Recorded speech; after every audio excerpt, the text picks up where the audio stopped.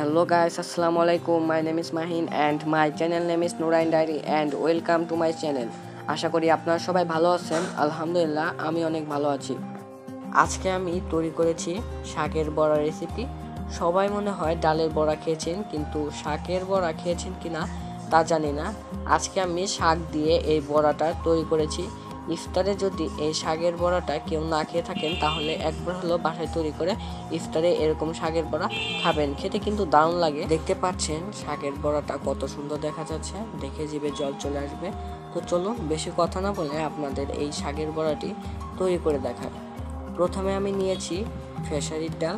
এখানে আমি খেসারির ডালটাকে ভালো করে বেটে নিয়েছি। এরপর আমরা এখানে দিয়ে দেবো একটা পেঁয়াজ কুচি আর দুটা মরিচ কুচি। এখানে পেঁয়াজ কুচি বেশি দেওয়া যাবে না, কারণ যখন বড়াটা বানাতে যাব তখন ভেঙে যাওয়ার সম্ভাবনা থাকে, সেজন্য একটা পেঁয়াজই কুচি করে দিতে হবে। এরপর আমি এখানে দিয়ে দিলাম আদা, জিরা এবং রসুন বাটা। এরপর আমি এখানে দিয়ে দেব 1 চা চামচ মশলা গুঁড়ো। এরপর আমি এখানে দিয়ে দেব 1 চা চামচ ধনিয়া গুঁড়ো।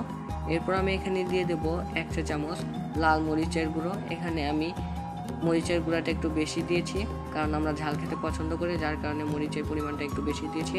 আপনারা চাইলে মরিচের পরিমাণটা একটু কমও দিতে পারেন। এরপর আমি এখানে দিয়ে দিলাম পরিমাণ মতো লবণ। এখন আমি এখানে দিয়ে দেব একটা আলু কুচি আর শাক কুচি। এখানে আমি ডাঁটা শাক দিয়ে এই রেসিপিটি তৈরি করে নেব। আপনারা যে কোনো শাক দিয়ে এই রেসিপিটি তৈরি করে নিতে পারেন। সবগুলো উপকরণের সাথে শাকটাকে ভালো করে মিশিয়ে নিতে হবে। আপনারা এটাকে শাকের বড়াও বলতে পারেন কিংবা শাকের পেঁয়াজও বলতে পারেন।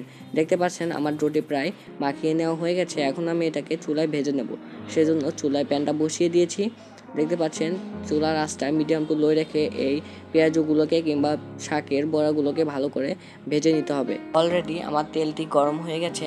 এখন আমি এক এক করে সব শাকের বড়াগুলোকে দিয়ে দেব। দেখতে পাচ্ছেন আমি শাকের বড়াগুলোকে এক এক করে দিয়ে দিচ্ছি। এই শাকের বড়া কিন্তু তৈরি করা কিন্তু খুবই সহজ।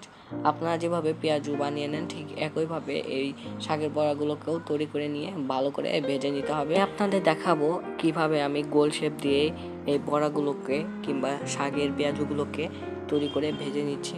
দেখতে পাচ্ছেন আমি এখান থেকে একটুখানি ড্রো নিয়ে এরকমভাবে গোল করে এরকমভাবে তৈরি করে নিচ্ছি। আপনারা ঠিক একইভাবে এই পেঁয়াজুগুলোকে কিংবা বড়াগুলোকে তৈরি করে ভেজে নেবেন। আমার ভয়েসে যদি কথা কোনো ভুল হয়ে থাকে তাহলে আমাকে ক্ষমা দৃষ্টিতে দেখবেন, কারণ রোজা রেখে ভয়েস দেওয়া কিন্তু অনেক কষ্ট। যারা ভিডিও তৈরি করে কিংবা ভয়েস দেয় তারাই জানে রোজা রেখে কত কষ্ট করে ভয়েস দিতে হয়। নিত্য নতুন ভিডিও পেতে আমাদের চ্যানেলটাকে সাবস্ক্রাইব করে রাখুন এবং পাশে থাকা বেল বাটনটি চেপে দিন, যাতে আমি ভিডিও ছাড়ার সাথে সাথে আপনাদের কাছে নোটিফিকেশন চলে যায় এবং সে সাথে আপনারা আমার এরকম নিত্য নতুন রেসিপি কিংবা ভিডিওটা দেখতে পান। আপনারা দেখতে পাচ্ছেন শাকের বড়াগুলোকে এক পাশ ভেজে নেওয়া হয়ে গেছে, সেজন্য আমি উল্টে দিচ্ছি, আরেক পাশ ভেজে নেব ভালো করে। চুলার আঁচটা আপনারা কিন্তু মিডিয়াম টু লো রেখেই এই পেঁয়াজু কিংবা শাকের বড়াগুলোকে ভেজে নেবেন, তাহলে কিন্তু কালারটা অনেক সুন্দর হবে এবং খেতেও দারুণ লাগবে।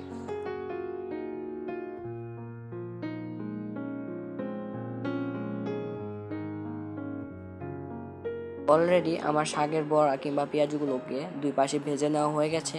এখন আমি বাকি শাকের বড়াগুলো কিংবা পেঁয়াজগুলোকে ভেজে নেব। আপনারা দেখতে পাচ্ছেন শাকের বড়াগুলো কিংবা পেঁয়াজগুলো কত সুন্দর দেখা যাচ্ছে, দেখে জিভে জল চলে আসবে। ইফতারে আপনারা কিন্তু এই শাকের বড়াগুলো পরিবেশন করে খেতে পারেন, খেতে কিন্তু দারুণ লাগবে। ছোট থেকে বড় সবাই কিন্তু এই পেঁয়াজগুলো পছন্দ করবে, বিশেষ করে ছোটরা কিন্তু এই পেঁয়াজুটা খেতে বেশি পছন্দ করবে। তাহলে তো সবাই পেঁয়াজু খান, পেঁয়াজুর পরিবর্তে কেউ যদি এই শাকের বড়া খান তাহলে কিন্তু একবার খেলে বারবার খেতে মন চাইবে। আপনারা দেখতে পাচ্ছেন শাকের বড়াটি কিংবা পেঁয়াজুটি কত সুন্দর দেখা যাচ্ছে এবং কত মুচমুচে হয়েছে। আমি আপনাদের শাকের পেঁয়াজুটি ভেঙে দেখিয়ে দিলাম, দেখতে পাচ্ছেন কত সুন্দর দেখা যাচ্ছে। আজকে আর নয়, দেখা হবে অন্যদিন আরেকটি ভিডিও নিয়ে। আল্লাহ হাফেজ।